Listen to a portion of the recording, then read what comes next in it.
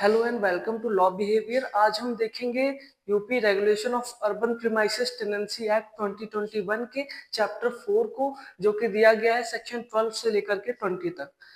इस चैप्टर में बेसिकली ये बताया गया है कि रेंट एग्रीमेंट जो होते हैं उनमें जो मेंशंस लैंडलॉर्ड और टेनेंट हैं उनके राइट्स एंड ऑब्लिगेशन क्या है regarding the premises, regarding the payment of rent. इन सब चीजों के बारे में ये चैप्टर डील करता है। बेसिकली ये मेनली बताता है कि टेनेंट के क्या राइट्स एंड ऑब्लिगेशन रहेंगे और लैंडलॉर्ड के क्या राइट्स एंड ऑब्लिगेशन रहेंगे।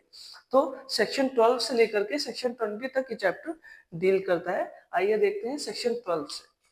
सेक्शन 12 जनरली बता देता है कि टेनेंसी एग्रीमेंट जो होगा वो डुप्लीकेट कॉपी में होगा, यानी कि 2 कॉपीज में एग्जीक्यूट होगा और दोनों ही कॉपीज जो डुप्लीकेट है जो ओरिजिनल है दोनों ही साइन की जाएंगी दोनों ही पार्टीज द्वारा, यानी कि दोनों लैंडलॉर्ड द्वारा और टेनेंट द्वारा, दोनों ही लोग इसको साइन करेंगे। और जो ओरिजिनल कॉपी होगी इसकी टेनेंसी एग्रीमेंट की, जो कि सेक्शन 4 में किया जाता है, टेनेंसी एग्रीमेंट की जो ओरिजिनल कॉपी होगी वो रिटेन करी जाएगी लैंडलॉर्ड द्वारा, और जो इसका काउंटर पार्ट होगा यानी कि डुप्लीकेट कॉपी वो किसके पास रखी जाएगी, टेनेंट के द्वारा। ठीक है, तो टेनेंसी एग्रीमेंट डुप्लीकेट कॉपी में होगा, signed by both the parties यानी कि लैंडलॉर्ड और टेनेंट द्वारा, और जो ओरिजिनल कॉपी होगी वो रिटेन करी जाएगी लैंडलॉर्ड के द्वारा, और जो इसका काउंटर पार्ट होगा यानी कि डुप्लीकेट कॉपी उसको टेनेंट रिटेन करेगा। यही बताता है सेक्शन 12। ठीक है, अब देखते हैं सेक्शन 13 क्या कहता है। सेक्शन 13 बात करता है कि टेनेंट जो होगा वो रेंट पे करेगा या फिर जो अदर चार्जेस कुछ भी हो सकते हैं, जैसे कि बिजली का बिल हो गया, वाटर बिल हो गया, इलेक्ट्रिसिटी बिल हो गया, एज पर द एग्रीमेंट जो भी अदर चार्जेस हैं वो टेनेंट पे करेगा रेंट के साथ साथ में, जैसा एग्री हुआ है, जितने टाइम पीरियड में एग्री हुआ है उतने टाइम पीरियड में वो रेंट पे करेगा। ठीक है, रेंट किसी भी मीडियम से पे किया जा सकता है, कैश में दिया जा सकता है, चेक में दिया जा सकता है, पोस्टल और मनी ऑर्डर द्वारा दिया जा सकता है और इलेक्ट्रॉनिक मोड द्वारा भी दिया जा सकता है। ठीक है, तो टेनेंट जितना जैसे एग्री हुआ है, जितना टाइम पीरियड में एग्री हुआ है उतने टाइम पीरियड में वो रेंट किसको, लैंडलॉर्ड को पे करेगा। ठीक है, लैंडलॉर्ड है अगर तो लैंडलॉर्ड को पे करेगा। अगर लैंडलॉर्ड ने प्रॉपर्टी मैनेजर को अपॉइंट करके रखा है टेनेंट से डील करने के लिए तो फिर वो प्रॉपर्टी मैनेजर को रेंट पे करेगा। ठीक है, एज एग्रीड, जितना एग्री किया गया उनके बीच में, जितने टाइम पीरियड में एग्री किया गया है वो रेंट टेनेंट पे करेगा किसको, लैंडलॉर्ड को, या फिर अगर प्रॉपर्टी मैनेजर है तो प्रॉपर्टी मैनेजर को पे करेगा। किसी भी मीडियम से वो पे कर सकता है, कैश, चेक, पोस्टल और मनी ऑर्डर और बाय इलेक्ट्रॉनिक मोड। ठीक है, तो जब टेनेंट पे करेगा रेंट तो रिसिप्ट दी जाएगी। रिसिप्ट कौन देगा, लैंडलॉर्ड देगा, और अगर या फिर प्रॉपर्टी मैनेजर है तो प्रॉपर्टी मैनेजर को क्या देनी पड़ेगी, रिसिप्ट। रिसिप्ट क्या होगी, रिसिप्ट किस चीज की, जो पेमेंट उसने किया है उसकी एक्नॉलेजमेंट होगी, किसकी, जितना सम ऑफ अमाउंट पे किया गया है टेनेंट द्वारा लैंडलॉर्ड को या फिर प्रॉपर्टी मैनेजर को, उस चीज के बारे में एक्नॉलेजमेंट होगी उस रिसिप्ट में कि भैया हमको इतना पेमेंट रिसीव हो चुका है। ठीक है, अगर मान लीजिए जो पेमेंट की गई है वो इलेक्ट्रॉनिक मोड से की गई है, वो बाय गूगल पे, फोन पे या फिर किसी नेट बैंकिंग या किसी भी माध्यम से जो कि इलेक्ट्रॉनिक और नेट बैंकिंग में आते हैं उससे की गई है, तो फिर उसमें जो बैंक का एक्नॉलेजमेंट होता है, बैंक का जो एक्नॉलेजमेंट यानी कि बैंक स्टेटमेंट जो भी होता है वो कंक्लूसिव प्रूफ होता है इस चीज का कि भाई रेंट पे किया गया है। ठीक है, तो अगर रेंट इलेक्ट्रॉनिक मोड द्वारा पे किया गया है तो जो बैंक एक्नॉलेजमेंट होता है वो कंक्लूसिव प्रूफ होता है कि यहाँ पे रेंट पे किया गया है। तो सेक्शन 12 में हमने देखा कि क्या, कि टेनेंसी एग्रीमेंट डुप्लीकेट कॉपी में होगा, दोनों पार्टीज द्वारा साइन होगा, ओरिजिनल रिटेन की जाएगी लैंडलॉर्ड द्वारा, उसका काउंटर पार्ट जो डुप्लीकेट होगा वो टेनेंट रिटेन करेगा। नेक्स्ट सेक्शन 13 में हमने देखा कि जो टेनेंट को रेंट पे करना होगा और अदर चार्जेस पे करना होगा जैसा उनके बीच में एग्री हुआ है एग्रीमेंट में। ठीक है, और जो भी रेंट पे किया गया, और वो किसी भी मीडियम से पे कर सकता है, और जो भी रेंट पे किया गया है उसके रिगार्डिंग लैंडलॉर्ड या फिर प्रॉपर्टी मैनेजर जो अगर है वो तो उस रिसीव्ड अमाउंट ऑफ सम की रिसिप्ट देगा किसको, टेनेंट को। और अगर वो इलेक्ट्रॉनिक मोड में पेमेंट किया जाता है तो बैंक एक्नॉलेजमेंट ही सफिशिएंट कॉन्क्लूसिव प्रूफ होगा इस चीज का कि भाई रेंट इस चीज का पे किया गया है। ठीक है, तो सेक्शन 12 और सेक्शन 13 हमने देख ली। आइए देखते हैं सेक्शन 14। सेक्शन 14 बहुत ही इंपॉर्टेंट सेक्शन है, मेंस के पर्सपेक्टिव से भी इंपॉर्टेंट सेक्शन है। इसको हम क्लॉज वाइज देखेंगे, टोटल इसमें 5 क्लॉज दिए गए हैं। ये वो सिचुएशन बता रहा है जिस सिचुएशन में आपको रेंट पे कर देना है रेंट अथॉरिटी को। किस सिचुएशन में आपको लैंडलॉर्ड को या फिर प्रॉपर्टी मैनेजर को रेंट ना पे करके रेंट अथॉरिटी को रेंट पे करना है, वो सिचुएशन से डील करता है सेक्शन 14।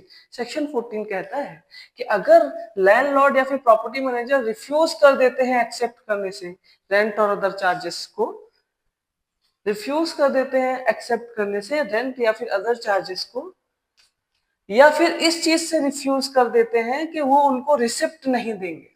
ठीक है, ध्यान से समझिए, अगर वो इस चीज का रिफ्यूजल कर देते हैं कि भाई हमको रेंट एक्सेप्टेबल ही नहीं है, कौन, लैंडलॉर्ड या फिर प्रॉपर्टी मैनेजर, या फिर वो रिसिप्ट रेंट तो पे एक्सेप्ट कर रहे हैं लेकिन उस चीज की वो रिसिप्ट नहीं दे रहे हैं, जैसा कि हमको सेक्शन 13 ने बताया कि रिसिप्ट देनी होगी, तो रिसिप्ट नहीं दी जा रही है, तो क्या होगा, अभी भी हमको पे नहीं करना है रेंट अथॉरिटी को। अभी भी एक कंडीशन है, एक सर्कमस्टेंसेस है, वो बताता है कि इस सिचुएशन में आपको कैसे पे करना है रेंट, 2 महीने तक कैसे करना है, पोस्टल और मनी ऑर्डर से पे करना है। 2 महीने तक लैंडलॉर्ड को रेंट आपको, इसके बावजूद 2 महीने तक लैंडलॉर्ड को आपको रेंट पोस्टल और मनी ऑर्डर से पे करना है।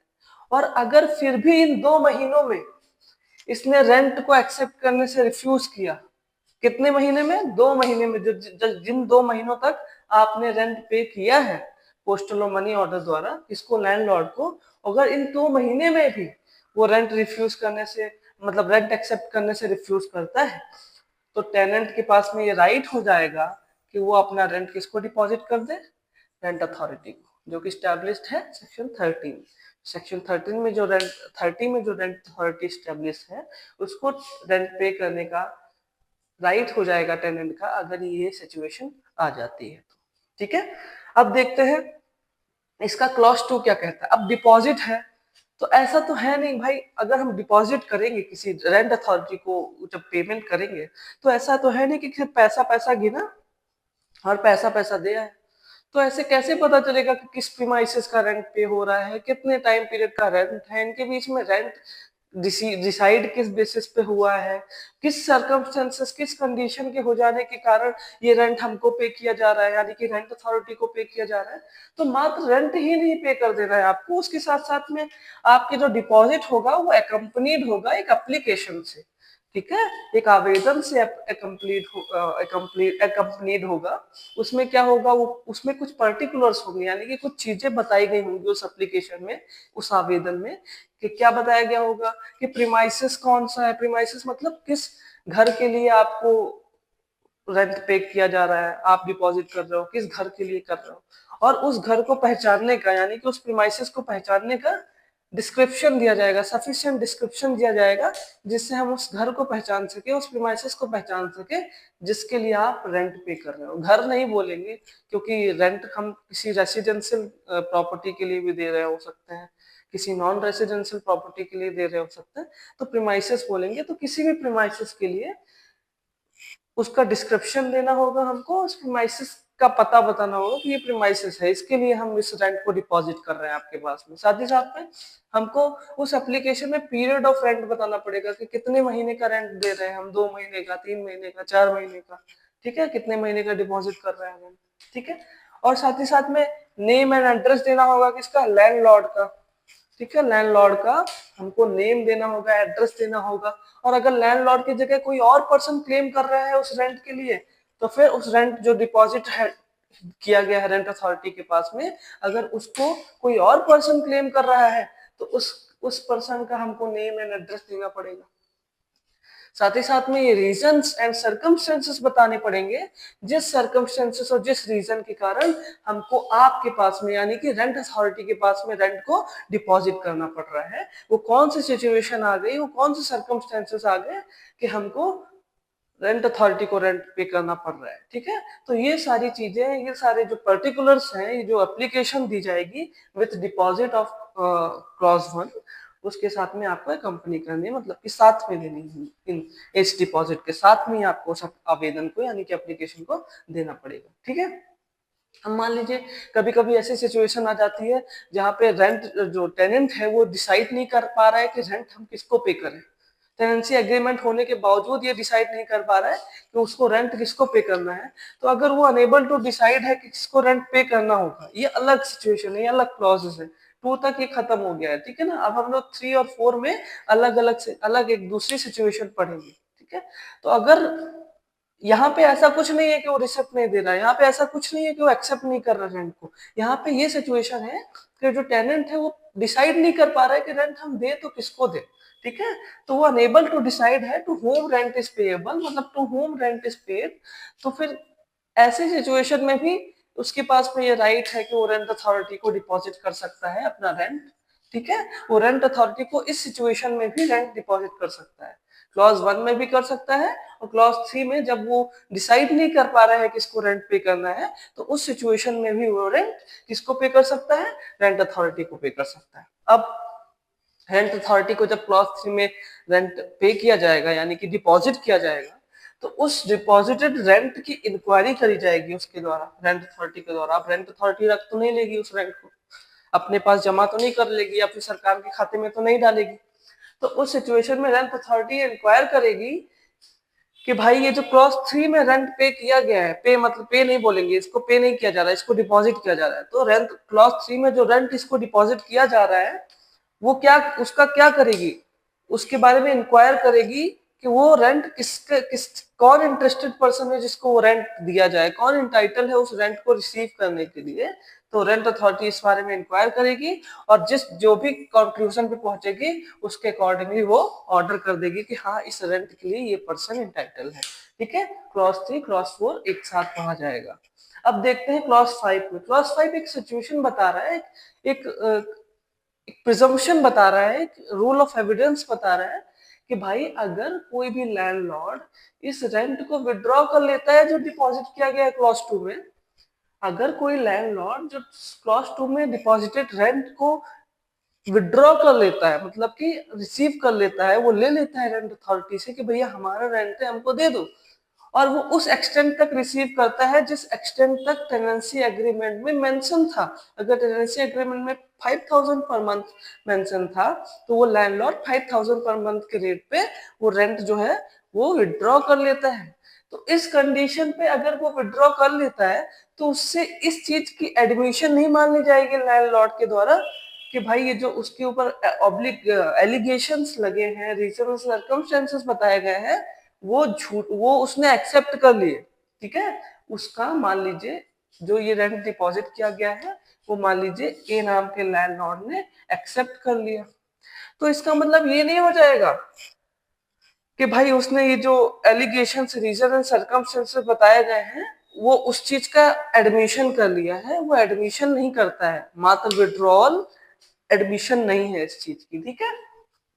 तो ये हो गया हमारा सेक्शन 12, 13 एंड 14। अब हम लोग आगे देखेंगे सेक्शन 15 को।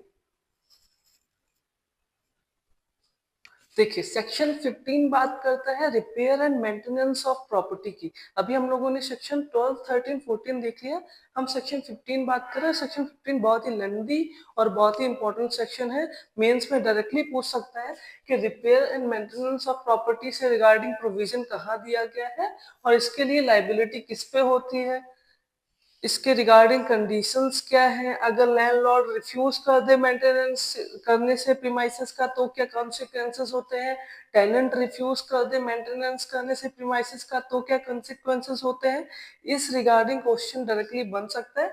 तो ये मेंस के पर्सपेक्टिव से बहुत ही इंपॉर्टेंट क्वेश्चन है। मेंस के पर्सपेक्टिव का क्या मतलब है, यूपी जुडिशरी में तो सिर्फ मेंस में ही आ रहा है ये। तो जितने भी क्वेश्चंस हैं, जितने भी प्रोविजंस हैं जो लेंदी हैं, जो अपने आप में एक आंसर फॉर्म कर सकते हैं, वो अपने आप में ही बहुत ही इंपॉर्टेंट सेक्शंस हो जाते हैं, जैसे कि सेक्शन 15, ठीक है। सेक्शन 15 बात करता है repair and maintenance of property की। अब ये क्या है, ये लॉन्ग आंसर में पूछा जा सकता है। तो सबसे पहला क्लॉज इसका कहता है कि जो लैंडलॉर्ड होंगे और टेनेंट होंगे उनको उनकी ड्यूटी होगी कि प्रीमाइसेस को गुड कंडीशन में रखें। प्रीमाइसेस को दोनों की ही ड्यूटी होगी, लैंडलॉर्ड की भी ड्यूटी होगी और टेनेंट की भी ड्यूटी होगी कि प्रीमाइसेस को गुड कंडीशन में रखे, जैसा कि टेनेंसी के कमेंसमेंट के टाइम पे वो कंडीशन में था, जिस कंडीशन में वो प्रीमाइसेस था उस कंडीशन में ही उसको रखा जाए, गुड कंडीशन में रखा जाए, except of normal wear and tear. अच्छा, नॉर्मल वियर एंड टियर मतलब सामान्य टूट फूट को छोड़ करके। अब मान लीजिए जब आपने प्रीमाइसेस को लेट किया था तब उसमें थोड़ा सा दीवार में दरार नहीं आई थी, अब थोड़ा सा दरार आ गई है, तो इसका मतलब ये तो नहीं है कि टेनेंट ने हथौड़ी लेकर के उस दरार को बनाया होगा, ऐसा तो नहीं है।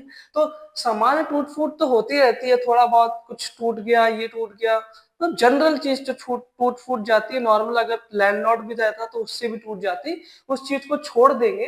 बाकी जैसा हमको कमेंसमेंट के टाइम पे यानी कि टेनेंसी के कमेंसमेंट के टाइम पे जो प्रीमाइसेस मिला था उसी सेम कंडीशन में, उसी सिमिलर कंडीशन में, गुड कंडीशन में हमको उसको प्रीमाइसेस को रखना है। और जो भी इसके रिगार्डिंग रिस्पॉन्सिबिलिटी होगी मेंटेनेंस की, हमको उसको भी परफॉर्म करना है, हमको टेक केयर रखना है उसका और मेंटेन करके रखना है उस प्रीमाइसेस को। अच्छा, अब हमने इस एक्ट के स्टार्टिंग में ही, मतलब इसके इंट्रोडक्टरी लेक्चर में ही ये देख लिया था कि यहाँ पे दो शेड्यूल दिए गए। ये जो एक्ट है ये कंसिस्ट करता है दो शेड्यूल्स को। तो जो इसका पहला शेड्यूल है वो बात करता है टेनेंसी एग्रीमेंट की, जो कि रिलेट करता है सेक्शन 4 से, ठीक है, फॉर्म ऑफ टेनेंसी एग्रीमेंट। और जो इसका सेकंड शेड्यूल है वो बात करता है maintenance regarding obligation of tenant and landlord. Tenant की किस किस रिगार्डिंग ऑब्लिगेशन होगी, किस किस सब्जेक्ट मैटर पे ऑब्लिगेशन होगी उस चीज को मेंटेन करने की, और लैंडलॉर्ड की किस किस सब्जेक्ट पे ऑब्लिगेशन होगी उसको मेंटेन करने की। इसका जो प्रोविजन है, इसका जो एक रूल है, रूल बुक टाइप दिया गया है शेड्यूल 2 में, वो आप जाकर के देख सकते हैं। तो जो रिस्पेक्टिवली रिस्पॉन्सिबिलिटी होगी प्रीमाइसेस को मेंटेन करने की और उसको टेक केयर करने की, वो सेकेंड शेड्यूल डिसाइड करेगा या फिर टेनेंसी एग्रीमेंट में डिसाइड होगा। टेनेंसी एग्रीमेंट में भी हम डिसाइड करके कह सकते हैं कि भाई आपको इस चीज की जिम्मेदारी रखनी है, इस चीज को मेंटेन करके रखना है। या और सेकेंड शेड्यूल में तो दिया ही हुआ है कि कौन सा सब्जेक्ट मैटर लैंडलॉर्ड को मेंटेन करना होगा और कौन सा सब्जेक्ट मैटर टेनेंट को मेंटेन करना होगा। इस रिगार्डिंग सारी जानकारियां सेकेंड शेड्यूल में दी गई है। तो एक बार फिर देखिए, लैंडलॉर्ड टेनेंट को क्या रखना होगा, प्रीमाइसेस को गुड कंडीशन में रखना होगा, ठीक है, उनकी ड्यूटी होगी। जैसे कि उनको कमेंसमेंट ऑफ टेनेंसी के टाइम पे वो प्रीमाइसेस मिला हुआ था, बस except of normal wear and tear, मतलब कि सामान्य टूट फूट तो होती रहती है उसको छोड़ करके, ठीक है। और मेंटेन करने के लिए और टेक केयर करने के लिए रिस्पॉन्सिबल किस बेसिस पर रहेंगे, एज पर सेकेंड शेड्यूल वो लोग रिस्पॉन्सिबल रहेंगे, या फिर अगर टेनेंसी एग्रीमेंट में कोई कंडीशन दी गई है तो उस कंडीशन के हिसाब से वो रिस्पॉन्सिबल रहेंगे। ये क्लॉज 1 कहता है इस सेक्शन 15 का। अब देखते हैं क्लॉज 2।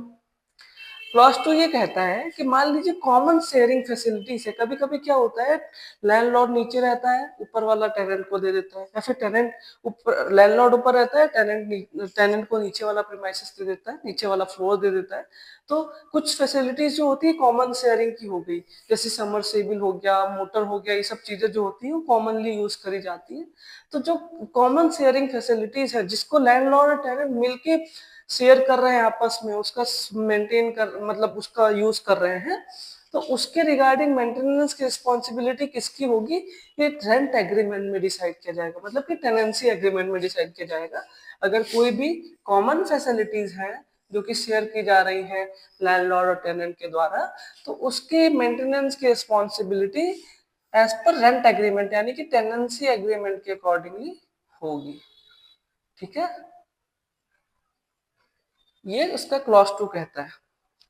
क्लॉज 3 और 4 ये बताता है कि अगर टेनेंट रिफ्यूज कर दे या फिर मेंटेन ना कर पाए तो क्या होगा, अगर लैंडलॉर्ड रिफ्यूज कर दे और मेंटेन ना कर पाए तो क्या कॉन्सिक्वेंसेस होंगे, इस रिगार्डिंग प्रोविजन इसकी क्लॉज 3 और क्लॉज 4 करते हैं। तो आइए देखते हैं क्लॉज 3 क्या कहते हैं।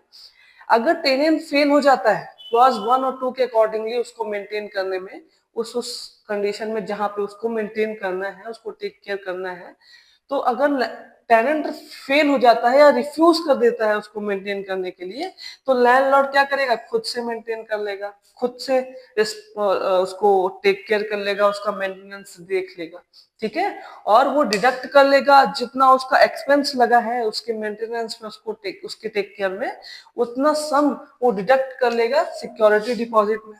अब सिक्योरिटी डिपॉजिट क्या होता है भाई, सेक्शन 11 में सिक्योरिटी डिपॉजिट दिया गया है, आप हमारे प्रीवियस वीडियो में जाके समझ सकते हैं कि सिक्योरिटी डिपॉजिट होता क्या है।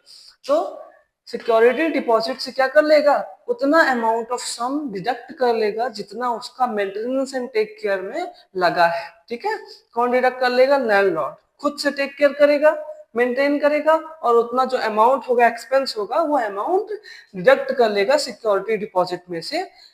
और वो जो डिडक्ट किया गया अमाउंट है, अब ऐसा नहीं कि डिडक्ट कर लिया तो बस फ्री, अब टेनेंट फ्री हो गया, कोई दिक्कत नहीं, टेनेंट को तो वो तो पहले दे दिया था उसने, तो उसमें से तो डिडक्ट कर लिया गया, अब तो टेनेंट फ्री हो गया, ऐसा नहीं होगा।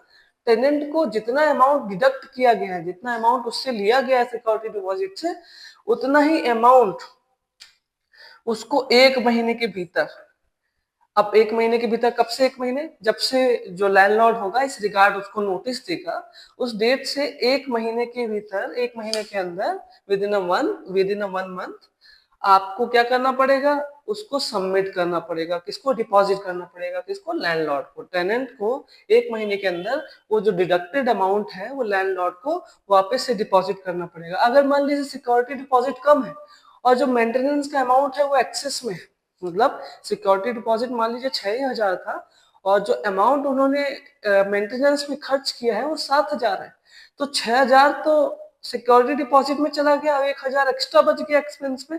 तो इस कंडीशन में टेनेंट को दोनों ही सम, जो एक्सेस में सम है और जो सिक्योरिटी डिपॉजिट का अमाउंट है, उसको बोथ अमाउंट्स को क्या करना पड़ेगा, पे करना पड़ेगा 1 मंथ में, किसको, लैंडलॉर्ड को, ठीक है। तो अगर टेनेंट फेल हो जाता है या फिर रिफ्यूज कर देता है अपनी रिस्पॉन्सिबिलिटी परफॉर्म करने से, तो लैंडलॉर्ड खुद से मेंटेन करेगा उस प्रीमाइसेस को, और जो अमाउंट होगा वो डिडक्ट कर लेगा सिक्योरिटी डिपॉजिट में से, और जो डिडक्टेड अमाउंट है वो टेनेंट को नोटिस की डेट से 1 मंथ में पे करना पड़ेगा। और जो अमाउंट है अगर वो एक्सेस कर रहा है सिक्योरिटी डिपॉजिट से, तो एक्सेस्ड अमाउंट और सिक्योरिटी डिपॉजिट का अमाउंट, दोनों ही अमाउंट टेनेंट को 1 मंथ के अंदर लैंडलॉर्ड को पे करने पड़ेंगे, ठीक है। तो ये बात करता है क्लॉज 3। अगर आपको अभी भी समझ नहीं आया तो वीडियो प्लेबैक करके आप देख लीजिए। अब देखते हैं क्लॉज 4 को। क्लॉज 4 वही कंडीशन बता रहा है पर वैसा वर्षा ये बोल रहा है कि लैंडलॉर्ड अगर रिफ्यूज कर दे या फिर लैंडलॉर्ड फेल हो जाए उसको परफॉर्म करने के लिए, उस जो मेंटेनेंस क्लॉज 1 और 2 में दिए गए हैं उसको कैरी आउट करने के लिए, तो टेनेंट क्या करेगा, वो खुद से उसको कैरी आउट करेगा, उस मेंटेनेंस और टेक केयर को खुद ही से करेगा, ठीक है। और जो उसमें अमाउंट उसका खर्च हुआ है टेनेंट का, जो भी सम उसका खर्च हुआ है टेनेंट का, वो डिडक्ट कर लेगा किससे, जो आने वाले महीनों में वो रेंट पे करने वाला है ना, आने वाले मंथ में वो जो रेंट पे करने वाला है, उसमें से वो जो अमाउंट है वो डिडक्ट कर लेगा, ठीक है। जितना अमाउंट उसने खर्च किया है उसको मेंटेन करने में, वो जो ऑब्लिगेशंस जो कि लैंडलॉर्ड की थी उसको मेंटेन करने में जितना टेनेंट ने खर्च किया है उतना सम वो डिडक्ट कर लेगा आने वाले मंथ्स के जो रेंट होंगे, जो पेएबल होंगे टेनेंट के द्वारा, उसमें से। बट एक बात याद रखिएगा, अगर टेनेंट को 500 रेंट पे करना है फॉर एग्जांपल, तो वो मैक्सिमम 250 ही डिडक्ट कर सकता है, ठीक है ना, मतलब कि 50% ही डिडक्ट कर सकता है, उससे ज्यादा डिडक्शन नहीं हो सकता। 1 मंथ के रेंट में टोटल डिडक्शन कितना हो सकता है, मैक्सिमम 50% डिडक्ट हो सकता है। ये क्लॉज 4 के प्रोवाइजो में दिया गया है, total deduction not exceed 50% of the month rent, ठीक है। ये हो गया क्लॉज 4। क्लॉज 5 बताता है, कभी कभी ऐसी सिचुएशन हो जाती है कि अगर रिपेयर एंड मेंटेनेंस नहीं हुआ तो फिर वो जो प्रीमाइसेस है वो अनइनहैबिटेबल है, मतलब कि उसमें रहा ही नहीं जा सकता उस रिपेयर एंड मेंटेनेंस के बिना। ऐसा कोई रिपेयर है जैसे कि मान लीजिए दीवार ही गिर गई आधी, ठीक है, पूरे घर पे दीवार ही आधी गिरी हुई है, अब भाई कैसे रहा जा सकता है। या पानी गिर रहा है, छत ही टूट गई, बीच से छेद हो गया छत पे, पानी गिर रहा है, अब कैसे रहे। तो ऐसी कंडीशन हो जाती है कि रहने योग्य ही नहीं रह जाता प्रीमाइसेस अगर उसमें मेंटेनेंस ना किया जाए। और लैंडलॉर्ड क्या करता हो इस कंडीशन में, रिफ्यूज कर देता हो राइटिंग में, जब उसको बोला जाए कि भाई आप अगर के इसको मेंटेन कर दो, तो लैंडलॉर्ड क्या कर दे, रिफ्यूज कर दे कि हम मेंटेन नहीं करेंगे, या फिर फेल हो जाए मेंटेन करने से, तो टेनेंट के पास में एक अधिकार होता है, उस प्रीमाइसेस को वो अबेंडन कर सकता है, मतलब उस प्रीमाइसेस को वो त्याग कर सकता है, उसका त्यजन कर सकता है एक कंडीशन को परफॉर्म करने के बाद में। और वो कंडीशन क्या है, उस लैंडलॉर्ड को 15 दिन पहले नोटिस दे देंगे कि हम जो प्रेमाइसेस है वो अबेंडन करने वाले हैं, ठीक है। और उस 15 दिन के नोटिस के पीरियड के खत्म हो जाने के बाद में उसके पास में ये राइट हो जाता है कि वो प्रीमाइसेस को क्या कर दे, अबेंडन कर दे, उसको त्याग दे उस प्रीमाइसेस को, अगर वो अनइनहैबिटेबल है विदाउट मेंटेनेंस, ठीक है ना, उसमें रहने योग्य ही नहीं है मेंटेनेंस के बिना। तो टेनेंट क्या कर सकता है, नोटिस देने के बाद में, नोटिस कितने दिन पहले, 15 दिन पहले देने के बाद में उसको प्रीमाइसेस को अबेंडन कर सकता है। अच्छा, नोटिस 15 दिन पहले देने का रीजन क्या है, ऑब्जेक्ट क्या है, जिससे अगर लैंडलॉर्ड चाहे तो उसको 15 दिनों के अंदर अंदर उसको रिपेयर करा सकता है, मेंटेन करा सकता है, या फिर एक्नॉलेज कर सकता है कि हम मेंटेन करा देंगे, या फिर उसको कोई और सुविधा प्रोवाइड करा सकता है, वो उसकी टेनेंट लैंडलॉर्ड की जिम्मेदारी। पर ये सारी कंडीशंस किसमें दी गई है, क्लॉज 5 में, जहाँ पे टेनेंट को राइट होता है प्रीमाइसेस अनइनहैबिटेबल की कंडीशन में हो तो उसको अबेंडन कर देगा, ठीक है। अब क्लॉज 6 में देखते हैं। अच्छा, अनइनहैबिटेबल कुछ कंडीशन जो होते हैं वो आर्टिफिशियल हो सकते हैं, मतलब कि कुछ ऐसी कंडीशन हो सकती है जो प्रीमाइसेस किसी पुराने हो जाने के कारण, किसी किसी भी कारण से, चूंकि हमने बहुत समय से रह रहे हैं उसमें, या फिर बहुत बड़ी बिल्डिंग है इस कारण से उसमें कोई भी मेंटेनेंस की नीड है, या फिर कुछ ऐसी कंडीशंस हो सकती हैं जो कि नेचुरल कॉजेस की वजह से हो रही है, जैसे अर्थक्वेक आ गया तो दीवार गिर गई, फ्लड आ गया, तो कुछ नेचुरल डिजास्टर्स भी हो सकते हैं जिसके कारण से वो जो प्रीमाइसेस है वो अनइनहैबिटेबल हो सकता है। तो हमने उसको फोर्स मैजोर में पढ़ा था, वो कंडीशंस जिस कंडीशन में जो प्रीमाइसेस होता है वो अनइनहैबिटेबल हो जाता है, उसको वो रहने योग्य नहीं रह जाता है टेनेंट के द्वारा, तो उस सिचुएशन की बात कर रहा है क्लॉज 6। क्लॉज 6 क्या कहता है कि अगर प्रीमाइसेस अनइनहैबिटेबल है, किस कारण से, फोर्स मेजर के कारण से, या कुछ ऐसी आपदाएं, कुछ ऐसी अनदेखी आपदाओं के कारण जो कि हो जाती है, जैसे कि फ्लड आ जाना, वॉर की सिचुएशन हो गई, या फिर कोई इतनी एक्सेसिव रेन हो रही है, या फिर कोई इतना अर्थक्वेक आ गया, साइक्लोन आ गया, इस सारी कंडीशंस की वजह से अगर वो प्रीमाइसेस अनइनहैबिटेबल है तो टेनेंट क्या करेगा, या फिर टेनेंट नहीं रह सकता इस इवेंट के हो जाने के कारण, ठीक है, या तो वो अनइनहैबिटेबल है ड्यू टू फोर्स मेजर, या फिर टेनेंट रह ही नहीं सकता, ये इवेंट हो गया है इस वजह से। तो इन दोनों ही कंडीशन में क्या करेगा लैंडलॉर्ड, जब तक टेनेंट रहेगा इस इवेंट के हो जाने के बाद तक, तब तक उससे कोई भी रेंट चार्ज नहीं करेगा। लैंडलॉर्ड कोई राइट नहीं रखता जब तक ये सिचुएशन है, ये कंडीशन है, उससे कोई भी रेंट चार्ज करने के लिए। कब तक चार्ज नहीं करेगा भाई, जब तक उस प्रीमाइसेस को रिस्टोर ना कर दे जैसे कि वो पहले था, उसको इनहैबिटेबल ना बना दे, पहले अनइनहैबिटेबल था उसको इनहैबिटेबल ना बना दे, तब तक कि वो कोई भी चार्ज नहीं कर सकता रेंट, किसके ऊपर, टेनेंट के ऊपर, ठीक है।